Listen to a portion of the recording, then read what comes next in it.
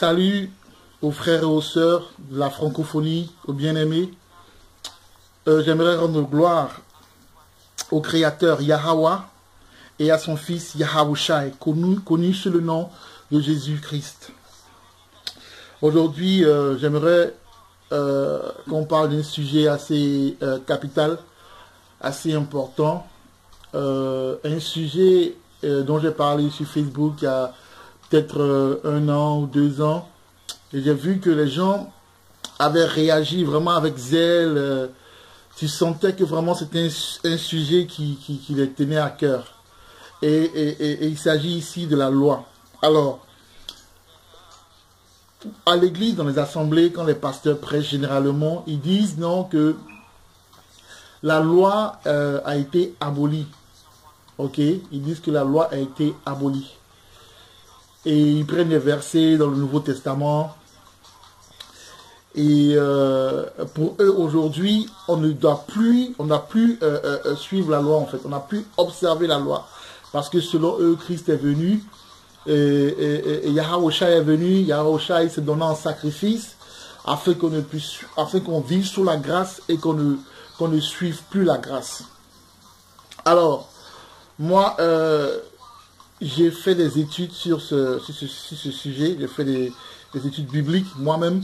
Ok, par la grâce de Dieu, et ben, je me suis rendu compte que ce qu'ils disent n'est pas forcément vrai. Pourquoi? Parce que d'abord, même par définition, la loi, c'est la transgression, pardon, par définition, le péché, je voulais dire, le péché, c'est la transgression de la loi. Ok? Maintenant, la question à se poser, c'est quoi? C'est est-ce que nous péchons? Oui, nous continuons à pécher. Ok? Donc, si nous continuons à pécher, ça veut dire que nous sommes sous la loi. Nous sommes toujours sous la loi. Ok? Maintenant, ce que les pasteurs n'expliquent pas, ils n'expliquent pas qu'il y a certaines lois qui ont été accomplies. Ok? Et c'est de ça que je veux parler aujourd'hui. En fait, mon but aujourd'hui, c'est d'éclairer. Il y a des gens qui aiment Dieu. Aujourd'hui, c'est Facebook. Aujourd'hui, c'est sur Facebook que bon, on arrive à communiquer et tout, et à partager notre foi. Mais je me rends bien compte quand je lis beaucoup de statuts qu'il y a des gens qui aiment le Seigneur. Mais le problème, c'est que ces gens-là ne sont pas éclairés. Et moi, je sens en moi que l'Éternel Yahweh, le Créateur, ok, et son Fils Yahawashi, m'inspire dans le sens où ils veulent que je prêche un gospel vrai, un gospel selon la parole. Je n'ai pas le monopole de la vérité, mais moi, personnellement, je suis quelqu'un qui aime la vérité. Ok? De toute mon existence, je n'ai jamais aimé le mensonge. Je n'ai jamais aimé ceux qui sont dans la malice. J'ai toujours aimé la droiture, la justice et la vérité. Raison pour laquelle je me suis porté garant de prêcher ce message.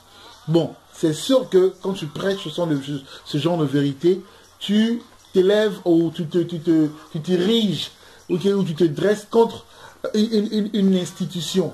Ok? Et ça ne va pas forcément dans le sens de cette, je veux dire, la vérité ne va pas forcément dans le sens de cette institution. Mais tout comme faire, nous allons prêcher cette vérité-là parce que Dieu le veut ainsi. Alors, sans plus tarder, nous allons aller dans le livre de Matthieu, ok, au 5e chapitre. Pourquoi Matthieu 5, 17? Pourquoi Matthieu 5, 17? Parce que, ok, les pasteurs prêchent la vérité, enfin, ils prêchent le message, mais je pense qu'il y a beaucoup de choses qu'ils cachent à ceux qui vont à leurs membres. Et seul Dieu et eux-mêmes savent pourquoi ils le cachent. Mais je veux qu'on lise ce que Yahawashi, ok, lui-même a dit de sa bouche en ce qui concerne la loi. Je lis la parole de Dieu dans Matthieu 5 au verset 17. Ne croyez pas que je sois venu pour abolir la loi ou les prophètes. Ça veut dire, la loi veut dire la loi de Moïse, la loi que Dieu a donnée à Moïse à Sinaï. Et les prophètes, ça parle des prophéties, ok, des livres comme le livre d'Ésaïe, le livre de Jérémie et autres. Ok. Je suis venu non pour abolir, mais pour accomplir. Car je vous le dis en vérité, je vous le dis en vérité, tant que le ciel et la terre ne passeront point, il ne disparaîtra pas de la loi un seul iota ou un seul trait de lettre, jusqu'à ce que tout soit arrivé.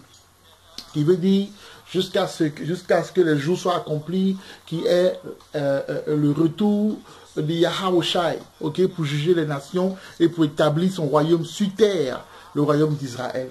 Ok. Alors il dit ici que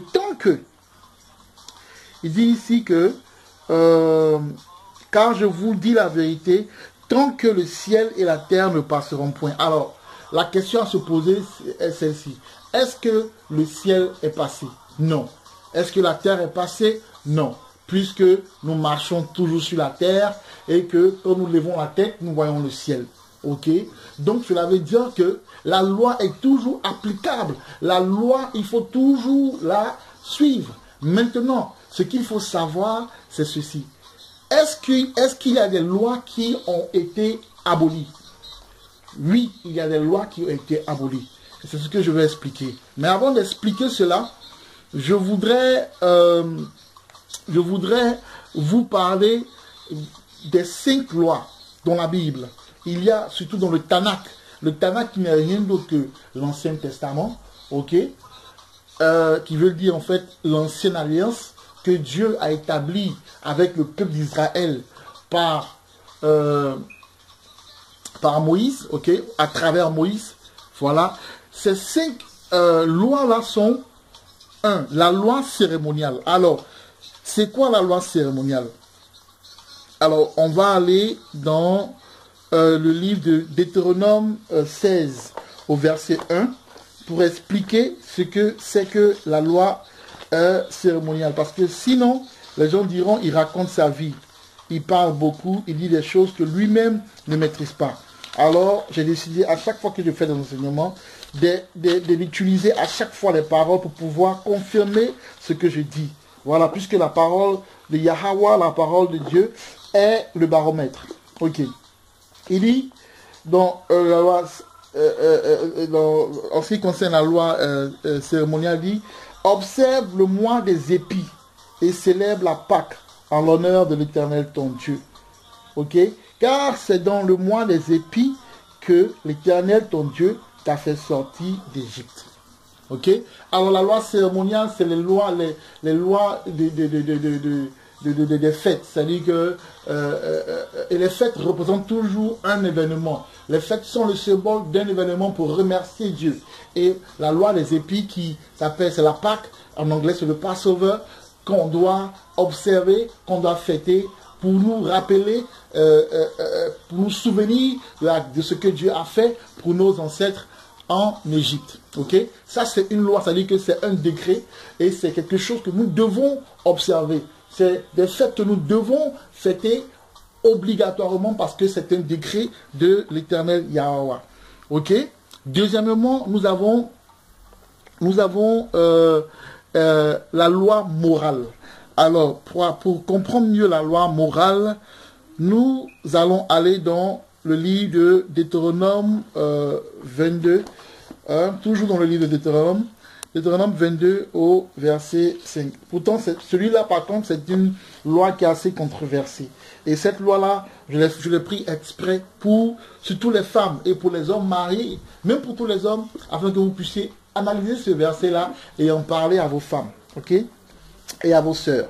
Voilà, dans le livre de Deutéronome 22 au verset 5, il est écrit: une femme ne portera point un habillement d'homme, et un homme ne mettra point des vêtements de femme.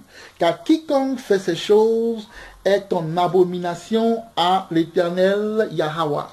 Donc, ça veut dire que la femme ne doit pas en fait porter ce que les vêtements d'un homme. Un exemple, les jeans. Ok? Les jeans ont été créés pour l'homme. Et la femme, c'est les longues robes et les jupes. Ok? Mais bon, aujourd'hui, nous vivons dans un monde où c'est carrément le contraire. Les femmes s'habillent comme les hommes. Les femmes veulent être comme les hommes. Voilà. Mais bon, c'est la fin des temps. Nous verrons toutes sortes d'abominations. Mais tout comme fait, la parole dit, c'est une loi morale. Et c'est une loi qui explique comment les femmes devaient, ce que les femmes ne devaient pas porter. C'est juste un exemple. Il y a plusieurs exemples dans la Bible, mais j'ai sélectionné celle-là, ok, cette loi morale-là, ok, qui est dans Deutéronome 22, verset 5. Ok. Maintenant, la troisième loi, c'est la loi diététique, ok. La loi diététique, pour en savoir plus, nous allons aller dans le livre de Lévitique, au verset 11, ok? Donc, le livre de Lévitique au verset 11 explique ainsi la loi diététique. Et la Bible dit ceci. L'Éternel parla à Moïse et à Aaron et leur dit, parlez aux enfants d'Israël et dites, voici les animaux dont vous mangerez parmi toutes les bêtes qui sont sur la terre. Vous mangerez de tout animal qui a la corne fendue, le pied fourché et qui rumine. Mais vous ne mangerez pas de ceux qui ruminent seulement ou qui ont la corne fondue seulement. Ainsi, vous ne mangerez pas le chameau qui rumine mais qui n'a pas la corne fondue. Vous le regarderez comme impur. Vous ne mangerez pas le daman qui rumine mais qui n'a pas la corne fondue. Vous le regarderez comme impur. Vous ne mangerez pas le lièvre, vous ne mangerez pas le lièvre qui rumine, mais qui n'a pas la corne fondue. Vous le regarderez comme impur. Vous ne mangerez pas le porc qui a la corne fondue et le pied fourché, mais qui ne rumine pas. Vous le regarderez comme impur. Vous ne mangerez pas de leur chair, et vous ne toucherez pas leur corps mort, vous les regarderez comme impurs. Et ça continue dans le verset 9. Alors pour ceux qui vont en savoir plus, continuez jusque même au verset, peut-être lisez même tout le chapitre 11 pour en savoir plus. Alors voilà un exemple de la loi diététique. Ok? Dieu nous a ordonné, ok, nous allons donner l'ordre de manger des animaux qu'il a décrétés impurs et des animaux purs. Voilà la loi diététique. Ok. Nous avons maintenant la loi du sacrifice. Ok. Et la loi du sacrifice, pour la loi du sacrifice, nous allons aller dans le livre de Deutéronome 14, chapitre 14, du verset 22 au verset 27. Ok. Deutéronome 14, du verset 22 au verset 27. Je lis la parole de l'Éternel. Tu lèveras la dîme de tout ce que produira ta semence, de ce que rapportera ton champ chaque année, et tu mangeras devant l'Éternel ton Dieu dans le lieu qu'il choisira pour y faire résider son nom. La dîme de ton blé, de ton mou et de ton huile, les premiers-nés de ton gros, de ton menu bétail, afin que tu apprennes à craindre toujours l'Éternel ton Dieu. Peut-être lorsque l'Éternel ton Dieu t'aura béni, le chemin sera-t-il trop long pour que tu puisses transporter ta dîme à cause de ton éloignement du lieu qu'aura choisi l'Éternel ton Dieu, pour y faire résider son nom. Alors tu échangeras ta dîme contre de l'argent, tu serreras cet argent dans ta main et tu iras au lieu que l'Éternel ton Dieu aura choisi. Là tu achèteras avec l'argent tout ce que tu désires, des bœufs, des brebis, du vin, des liqueurs fortes, tout ce qui te fera plaisir. Tu mangeras devant l'Éternel ton Dieu et tu te réjouiras, toi et ta famille. Tu ne délaisseras point le Lévite qui sera dans tes portes, car il n'a ni part ni héritage avec toi. Ok? 27. Voilà. Et il y a aussi Lévitique 5 au verset 14. Ok? Le livre de Lévitique 5 au verset 14, si je ne me trompe pas. On va y aller pour voir ce que ça dit. Ok? Sur Lévitique 5, verset 14 au verset 16. Ok. On dit, l'Éternel parla à Moïse et dit, lorsque quelqu'un commettra une infidélité et péchera involontairement à l'égard des choses consacrées à l'Éternel, il offrira en sacrifice de culpabilité à l'Éternel pour son péché un bélier sans défaut, prix du troupeau d'après ton estimation en cycle d'argent, selon le cycle du sanctuaire. Il donnera en y ajoutant un cinquième la valeur de la chose dont il a frustré le sanctuaire, et il la remettra au sacrificateur. Pourquoi? Parce que dans le temps, les Israélites, quand ils péchaient, ils allaient vers le sacrificateur, ok, au temple, et le sacrificateur tuait le bélier ou le pigeon ou je sais pas quoi, afin qu'il y ait rémission du péché. En d'autres termes, pour pardonner leur péché, ils allaient faire un sacrifice auprès des sacrificateurs. C'était cela la loi du sacrifice. Ok. Maintenant, nous allons parler de la cinquième loi qui est la loi du jugement. En d'autres termes, la loi du talion. Ok. Donc, ceci se trouve, cette loi-là, c'est dans Exode 20. Exode 20 au verset 12. Exode 20 au verset 12. Ok. On y est. Alors, la Bible dit clairement ici,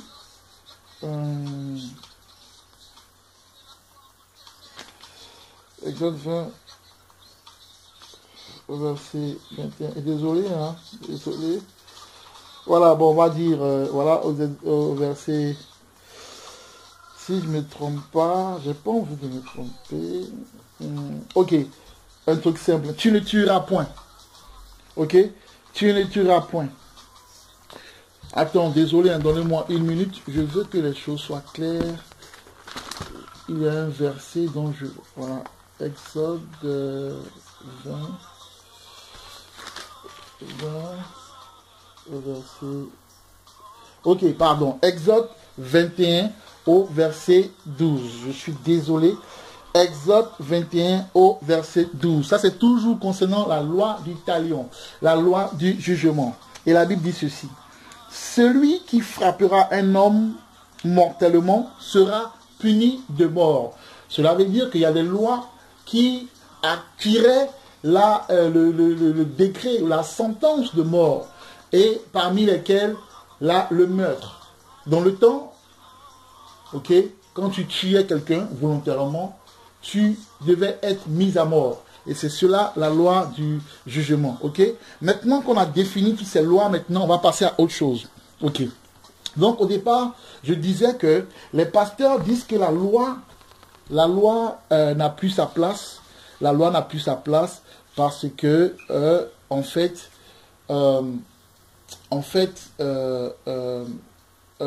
Yahweh était venu sur terre. Et quand il est venu, il s'est donné en sacrifice. Oui, c'est vrai, il s'est donné en sacrifice. Mais est-ce que cela veut dire que la loi a été abolie? Puisque Yahweh lui-même, celui que vous connaissez sous le nom de Jésus, a dit de sa propre bouche, dans Matthieu 5, 17, il a dit, ne croyez pas que je suis venu abolir la loi. Désolé. Mais plutôt, je suis venu l'accomplir. Il a dit aussi qu'aussi longtemps que le ciel et la terre existent, aucune lettre de cette loi-là ne devra être enlevée. Amen. Aucune lettre de cette loi ne devra être enlevée. Mais si lui-même il a dit ça, pourquoi les pasteurs disent que la loi a été aboli? Chose bizarre. Chose bizarre. Alors je veux que nous allions dans Hébreux 8 pour en fait comprendre ce qui s'est réellement passé. Parce qu'il faut savoir qu'est-ce que Jésus est venu faire.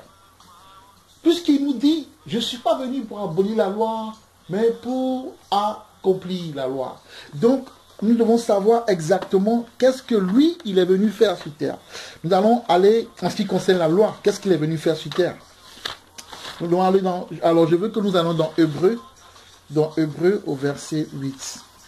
Ok, et nous allons, par la grâce de Yahweh, par la grâce de Dieu, comprendre quelque chose. Alors, voilà, en ce qui concerne la loi. Hébreux 8, je commence par le verset 1. Le point capital de ce qui vient d'être dit, c'est que nous avons un tel souverain sacrificateur qui s'est assis à la droite du trône de la majesté divine dans les cieux, comme ministre du sanctuaire et du véritable tabernacle qui a été dressé par le Seigneur et non par un homme. Tout souverain sacrificateur est établi pour présenter des offrandes et des sacrifices, d'où il est nécessaire que celui-ci ait aussi quelque chose à présenter. S'il était sur la terre, il ne serait pas même sacrificateur, puisque là sont ceux qui présentent les offrandes selon la loi, lesquels célèbrent un culte, image et ombre des choses célestes, selon que Moïse en fut divinement averti lorsqu'il allait construire le tabernacle. Est-ce soin, lui fit-il dit, de faire tout d'après le modèle qui t'a été montré sur la montagne. Mais maintenant, il a obtenu un ministère d'autant supérieur qu'il est le médiateur d'une plus excellente qui a été établie sur de meilleures promesses. Ok? Donc il dit ici, et voilà, il dit ici clairement que, là il parle de Yahweh parce qu'il faut bien comprendre verset 6. Alors je demande aux chrétiens d'apprendre à connaître, à comprendre Paul. Parce que même Pierre a dit que Paul, parce que vous devez comprendre que Paul venait d'une lignée de docteurs de la loi. C'est-à-dire que dans sa famille, il y avait des pharisiens, des scribes, des docteurs de la loi. Ok, des gens qui connaissaient la loi, des gens qui ont étudié la loi. C'est-à-dire que leur vie se tournait autour de l'enseignement et de l'administration de la loi au temps d'Israël.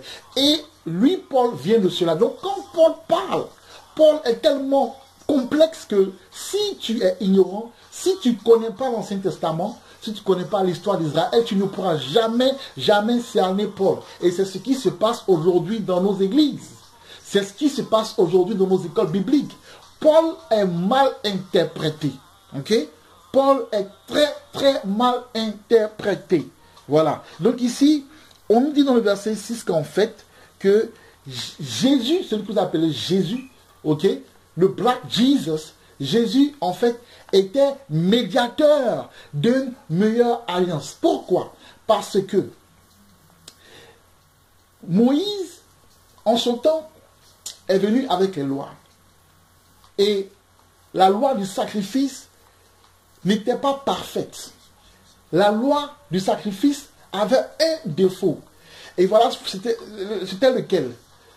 C'était que, en fait, à chaque fois, jour après jour, semaine après semaine, mois après mois, année après année, le juif, l'hébreu, venait chaque fois qu'il avait péché, ok, donner en sacrifice un bœuf ou un agneau, selon son péché, ou même une tourterelle, mais ce sacrifice-là n'avait pas la puissance sur le péché. Donc, il fallait trouver, ok, un meilleur sacrificateur. Il fallait trouver une meilleure façon d'avoir de l'emprise sur le péché. Et c'est ce que Jésus est venu faire sur terre. Jésus se donnant à la croix, se donnait en sacrifice de façon à ce qu'on n'ait plus à venir de façon mécanique pratiquer la rémission des péchés qui était le sacrifice avec les sacrificateurs dans le temple avant. Maintenant, Jésus est venu, il a donné son sang au tabernacle, dans les hauts lieux. Il a remis son sang pour l'éternité, pour tout Israël, afin que nous, on n'ait plus à, de façon mécanique, pratiquer la rémission des péchés. Ça dit quoi? Quand tu viens à Dieu, quand tu confesses et que tu te repens de ton péché, la grâce te permet d'avoir de l'emprise sur ton péché. C'est-à-dire que l'acte de sacrification, que Yahweh a appliqué, ok, l'acte qu'il a fait nous permet d'avoir l'emprise sur le péché. Donc, du coup, lui est le médiateur d'une alliance encore plus meilleure que celle du passé. Donc, en fait, Yahawashi est venu accomplir la loi du sacrifice. Pas toute la loi. Il est venu aussi accomplir la loi du jugement. Pourquoi? Parce qu'on parle de grâce aujourd'hui. Ok? Parce qu'on parle de grâce aujourd'hui. Et Paul disait que nous sommes libres. Pourquoi disons que nous sommes libres? Parce qu'avant, quand tu commettais un péché grave, il avait une conséquence. Les Lévites te mettaient à mort. Mais aujourd'hui, entre nous, quand tu commets un péché grave, tu es pardonné. Pourquoi? Quand tu viens que tu confesses devant Yahawashi, tu confesses, tu dis, Seigneur, j'ai péché, je connais mes péchés, aide-moi à ne plus encore pécher. La grâce te permet de vaincre ce péché-là. Puisque Yahawashi s'est donné à la croix pour toi. Il est un garant déjà pour toi. Il est un avocat pour toi, qui plaide devant le trône pour toi. Donc, il n'y a plus de sentence. Donc voilà les deux lois que Yahawashi a abolies. Il a aboli la loi du sacrifice et la loi du jugement. Alors que dans les églises, quand le pasteur dit que vous ne pouvez, qu'il n'y a pas à s'en faire, que la loi a été abolie, ça veut dire quoi? Il dit en d'autres termes que vous voulez pécher. Vous pouvez pécher. Non. La grâce n'est pas une licence du péché. La grâce ne te donne pas une licence du péché, mais la grâce te donne l'emprise sur le péché. Ok? Et une autre chose aussi, c'est que quand le pasteur te dit que, oh, il n'y a plus de... La loi a été abolie, en fait, il nous rend paresseux, il nous rend hypocrites. Parce que le salut, là, c'est quelque chose que nous devons travailler. Pourquoi? Dieu dit, pour ceux qui vont tenir jusqu'à la fin, c'est ceux-là qui auront le salut. Or que les chrétiens pensent que quand tu viens, il suffit seulement de venir à Jésus, et puis dire, oui, Seigneur, je reconnais que tu es Seigneur et Sauveur, et je t'accepte. Non, c'est pas ça le salut. Ça, c'est une déclaration d'amour. Mais il y a un pas à faire. Il faut suivre la loi. Ok? Il faut suivre la loi. La loi qui dit que tu ne tueras point est toujours valable. Coucher avec la femme d'autrui est toujours un péché. Donc, mais cela fait partie de la loi. Donc, la loi est toujours valable. Alors, pourquoi on nous dit qu'aujourd'hui, la loi a été abolie? Je pense que c'est un mauvais enseignement. Il faut que les pasteurs se repentent parce qu'ils ont égaré beaucoup de gens. Nous devons appliquer la loi. Nous devons à tout prix appliquer la loi selon nos forces, puisque la grâce nous permet, à chaque fois que nous tombons, d'attirer la miséricorde de Dieu sur nous, à cause de l'alliance que Yahawashi a fait, cette meilleure alliance. Et je prie Dieu que le chrétien comprenne cela. Ok?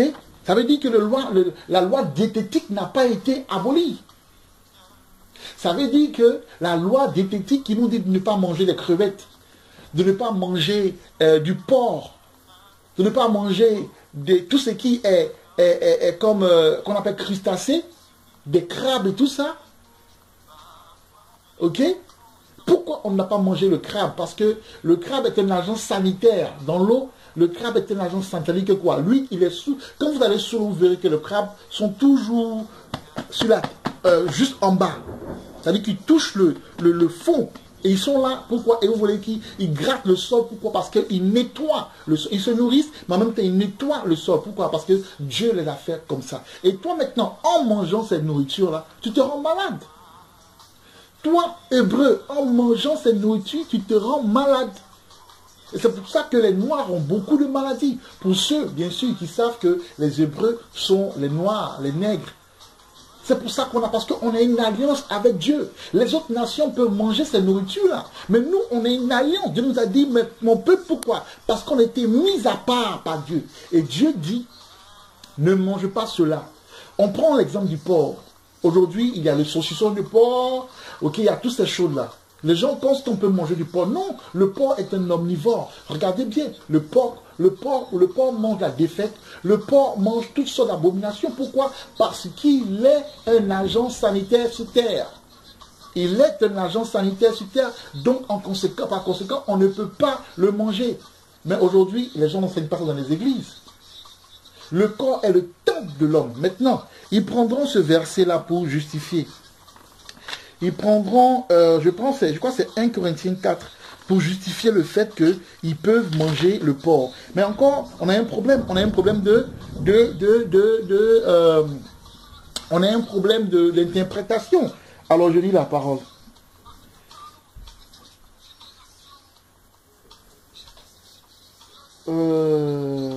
Désolé, je n'ai même plus le verset. En fait, ils disent que quand vous mangez, priez. Paul disait quand vous mangez, priez, pourvu que cela soit sanctifié par... Attends, je vais trouver ça. C'est quelque part ici. Désolé, hein, ça arrive.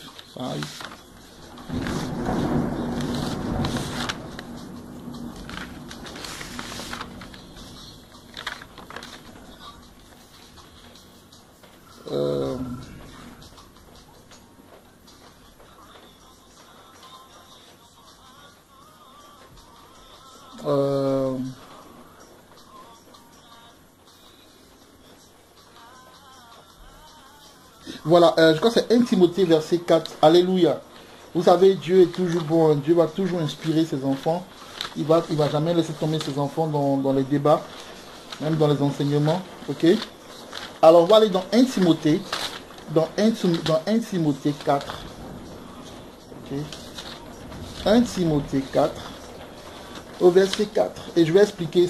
C'est le verset qu'ils prennent en fait pour justifier le fait qu'ils peuvent manger toutes ces abominations là. Mais c'est vraiment parce qu'ils ne savent pas en fait. Ok, donc on va dans A, il dit, car tout ce que Dieu a créé est bon. En rien et rien ne doit être rejeté. Pourvu que l'on le prenne avec action de grâce. Ça veut dire, pourvu que l'on prie sur la nourriture avant de la manger. Parce que tout est sanctifié par la parole. Mais les gens ne savent pas ce qu'avait dit. Quand on avait dit, parce que tout est sanctifié par la parole, ça veut dire quoi? Ça veut dire, pourvu que cette nourriture-là soit pure. Sanctifié veut dire quoi? Sanctifié veut dire pur. Alors, pour savoir ce que Dieu veut dire ici, il faut aller dans Lévitique 11, en ce qui concerne les nourritures pures et impures. Paul ne se contredira jamais et la parole ne se contredira jamais. La parole ne peut pas dire dans l'Ancien Testament, ok, qu'il y a une nourriture impure et pure, et Paul viendra dire non, vous pouvez tout manger. Non, non, non, non. Ici, ça parlait de quoi? Si vous comprenez, des nourritures vouées aux idoles. Okay. Alors Paul disait par exemple, tu vas dans un restaurant chinois, sachant bien que les Chinois, ils ont souvent des statuettes de leur dieu et tout. C'est-à-dire que c'est un maquis qui est voué à ces esprits-là. Tu vas manger là, un restaurant du moins qui est voué à ces esprits-là. Tu pars manger là-bas, mais tu fais tes actions de grâce, tu prises la nourriture et tu manges. Mais tu n'iras pas manger du porc. Parce que soi-disant, tout est sanctifié par la parole. Tout est sanctifié par la parole veut dire, pourvu que tu manges des nourritures pures. Tu vois, parce qu'il y a des nourritures que Dieu... Il y a des nourritures que Dieu a purifiées et il y a des nourritures que Dieu dit qui sont pures, il y a des nourritures qui sont impures. Donc ça, c'est des choses à comprendre. Et je prie Dieu que le chrétien comprenne ça.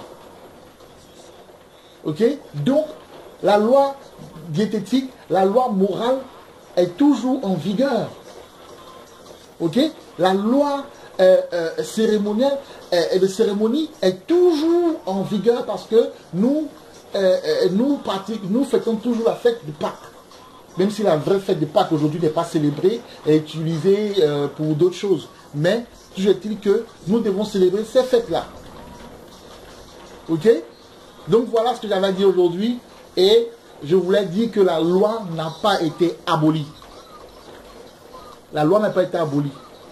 Ok? Et j'ai un dernier verset pour ceux. Ça c'est un verset, c'est une prophétie à venir qui n'a pas été encore accomplie. Et c'est dans le verset, plutôt dans Ésaïe 66. Dans Ésaïe 66, c'est le dernier verset. Ça c'est pour ceux qui disent, oh, lui il raconte du n'importe quoi. Voilà ce que Dieu a promis à ceux qui mangent des nourritures impures. C'est dans Ésaïe 66. C'est le temps que je trouve Ésaïe 66. Voilà ce que Dieu a promis pour ceux qui s'obstinent à manger c'est nourriture impure. Ok. On est dans Ésaïe 66. Ésaïe 66 au verset...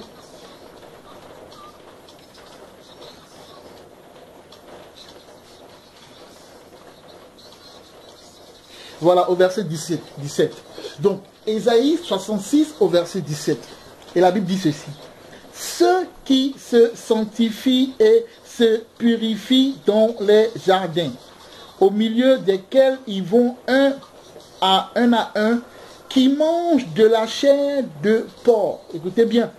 Qui mangent de la chair de porc, des choses abominables et les souris, ça veut dire tout ce que Dieu a dit de ne pas manger dans Lévitique 11.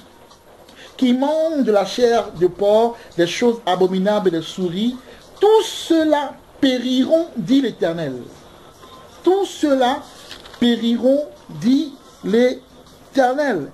Et ça, ce verset, comme vous le lisez bien, c'est un verset qui parle de quand Dieu va venir. C'est-à-dire que au retour de Yahawashi, celui que vous appelez Jésus, quand il va revenir, il dit que ceux qui mangent toujours du porc et des souris, des rongeurs en fait en gros, périront. Allez-y lire Ésaïe 66, verset 17 et méditez dessus, sachant que c'est une prophétie qui n'a pas été encore accomplie. Pour vous dire que la loi est toujours valable, comme lui-même l'a dit dans Matthieu 5, 17. J'espère que ce message est passé et je prie qu'il passe. Ouvrez vos cœurs, nous vivons la fin des temps, ok? Nous vivons la fin des temps et Dieu suscite des messagers, des prophètes pour prêcher le vrai évangile selon Matthieu 24. Et ce vrai évangile-là sera prêché à travers toute la terre. Et ainsi viendra la terre. Ainsi viendra la fin. Ce qui veut dire que l'évangile que nous avons connu depuis n'est pas le vrai évangile. Parce que cet évangile-là nous a égarés. Et pour ceux encore qui sont dans les églises, soi-disant les églises, l'évangile vous égare. Frères et sœurs hébreux, frères et sœurs noirs, nègres, ok, des Caraïbes, des Amériques, d'Europe et d'Afrique, il est temps de se réveiller. Il est temps que vous reveniez à votre identité. J'aimerais bénir tous les Hébreux dans le monde entier, ici à Londres, en Europe et partout. Que Dieu vous bénisse dans le nom de Yahweh et de son fils Yahawashi. Peace. Shalom.